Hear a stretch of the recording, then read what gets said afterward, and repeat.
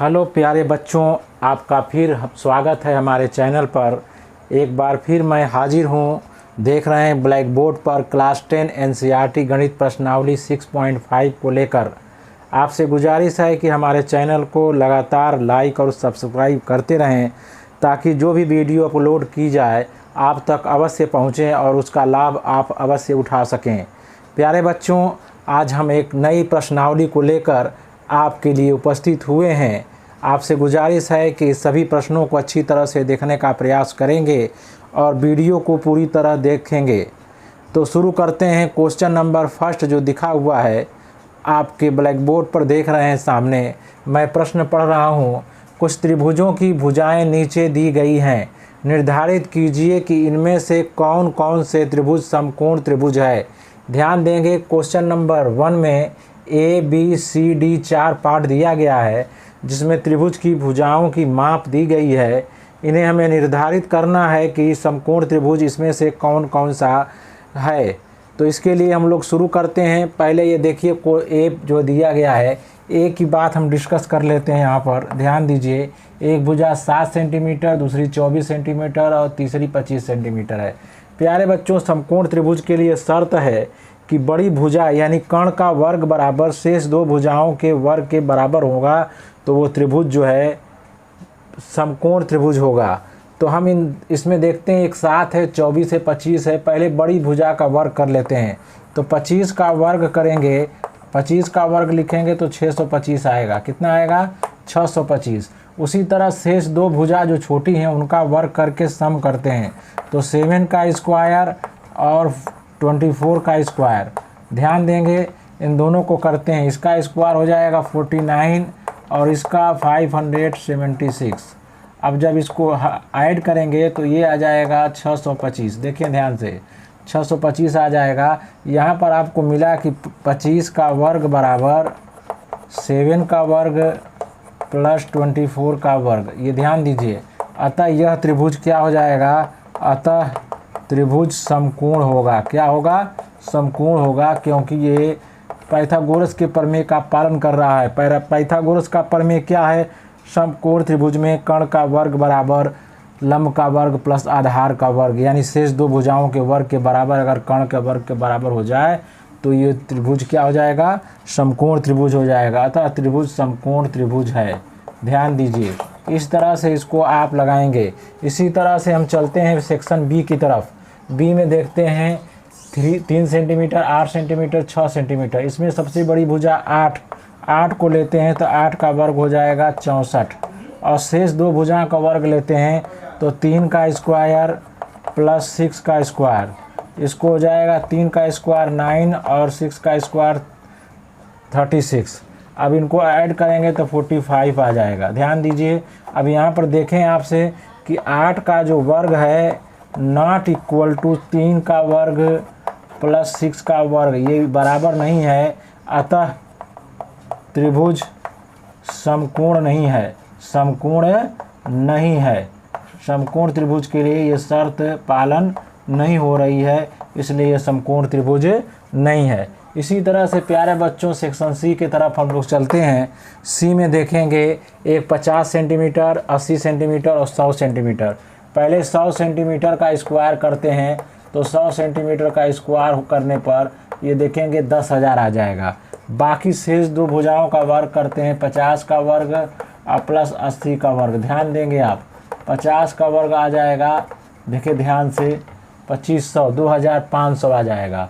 ये हो जाएगा 64 यानी 4600। ध्यान देंगे, अब इसको जब आप करेंगे तो ये आ जाएगा 89 यानी 8900 आ जाएगा। कितना आ जाएगा? 8900। यहाँ पर आप देखेंगे कि 100 का स्क्वायर नॉट इक्वल टू 50 का स्क्वायर प्लस 80 का स्क्वायर, ये दोनों के बराबर नहीं है। ये और ये दोनों बराबर नहीं है। अतः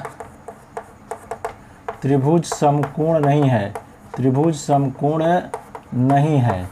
इस तरह से आप लिख सकते हैं कि त्रिभुज समकोण है कि नहीं है। इसी तरह से सेक्शन डी में चलते हैं। डी में आप ब्लैक बोर्ड पर देखें अच्छी तरह से, ये 13 सेंटीमीटर, 12 सेंटीमीटर और 5 सेंटीमीटर दिया है। तो पहले सबसे बड़ी भुजा का वर्ग यानी 13 का वर्ग करते हैं प्यारे बच्चों। 13 का वर्ग करेंगे तो आएगा 169, 169। उसी तरह 5 का वर्ग प्लस 12 का वर्ग, इन दोनों का वर्ग करके देखते हैं। 5 का वर्ग 25 और प्लस 144, 144, ये 169। इन दोनों पर ध्यान देंगे तो ये और ये बराबर है, अतः लिख सकते हैं कि 13 का वर्ग बराबर 5 का वर्ग प्लस 12 का वर्ग, ये दोनों का वर्ग बराबर करेंगे, अतः बराबर आ रहा है, अतः त्रिभुज समकोण त्रिभुज है। क्या है? त्रिभुज समकोण त्रिभुज है, यानी राइट एंगल ट्रायंगल है, समकोण त्रिभुज है। तो इस तरह से प्यारे बच्चों क्वेश्चन नंबर फर्स्ट के सभी पार्ट को हम लोग आसानी से लगा सकते हैं। इसी क्रम में हम लोग आगे बढ़ते हुए प्यारे बच्चों चलते हैं क्वेश्चन नंबर 2, 6.5 देख रहे हैं। क्वेश्चन नंबर 2 की तरफ देखेंगे। अभी हम क्वेश्चन नंबर 1 को डिस्कस कर चुके हैं। हमें आशा है कि आपको अच्छी तरह से पूरी बात समझ में आई होगी और सभी पूरे प्रश्न को आप अच्छी तरह से समझ गए होंगे। तो क्वेश्चन नंबर 2 को डिस्कस कर रहे हैं। बोर्ड पर आप देख रहे हैं त्रिभुज PQR एक समकोण त्रिभुज है जिसका कोण P समकोण है। ध्यान दीजिए, मैं चित्र बना रहा हूँ आपके सामने समझाने के लिए। ये आप देख रहे हैं, ये है PQR, ध्यान दीजिए आप। और इसमें दिया है कि ये 90 डिग्री है। क्या है? 90 डिग्री है। देखिए ध्यान से, तथा QR पर यम इस प्रकार है, एक बिंदु यहाँ पर यम लिया गया है और इस पर खींचा गया है, तो ये लंब है। ध्यान देंगे आप, ये 90 डिग्री है, ये लंब दर्शा गया है। तो दर्शाइए कि PM बराबर Q1, PM स्क्वायर बराबर, यहाँ पर है PM स्क्वायर, यहाँ पर square equal to Q1 into MR है। ध्यान दीजिए, इसको लगाने का आपको मैं समझाने जा रहा हूँ, आप अच्छी तरह से समझने का प्रयास करेंगे। यदि मैं इसको यक्स मान लूँ 1 मिनट के लिए, ध्यान देंगे आप। मैं इस कोण को माना कोण Q को क्या मान लिया? x degree. क्या माना? x degree. आप देखेंगे ध्यान से तो बात समझ में आएगी। ये 90 डिग्री है, तो ये कितना डिग्री हो गया? 90 माइनस x डिग्री हो गया। कितना हो गया?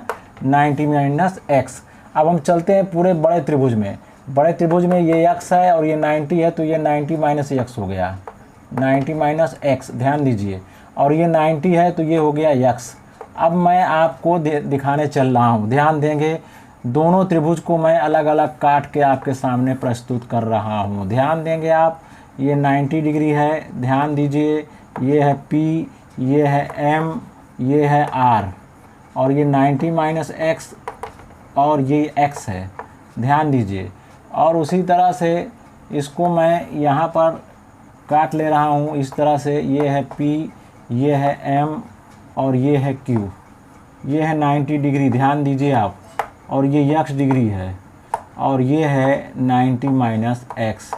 इन दोनों त्रिभुज को कट करके मैंने अलग आपको समझाने के लिए दिखा दिया है।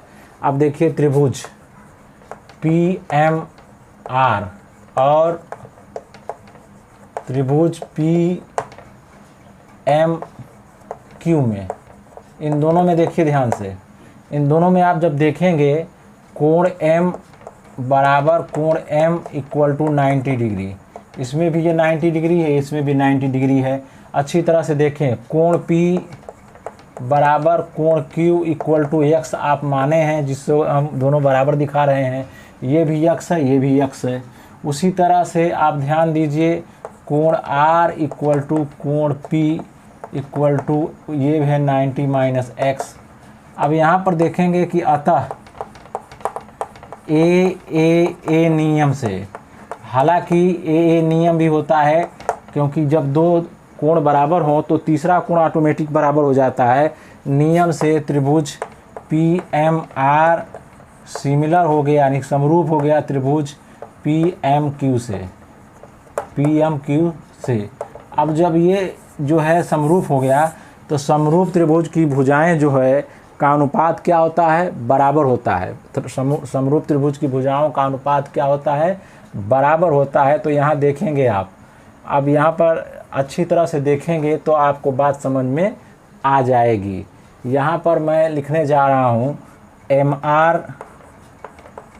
MR बटे MQ, MR बटे MR/MQ, यहाँ पर है MR/MQ या MP। ध्यान देंगे आप, यहाँ पर आप अच्छी तरह से देखने का प्रयास करेंगे कि जो है ये PM है, ये PM है, ये अच्छी तरह से निकल दिया गया है।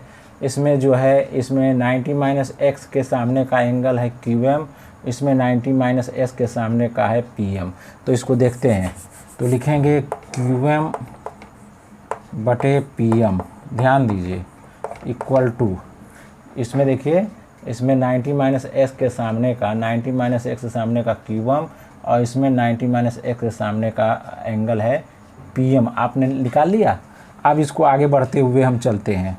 अब इसमें ध्यान दीजिए, x के सामने का है, ये है PM, तो ये PM लिख दिया मैंने, और इसमें x का सामने का लिख दिया मैंने RM।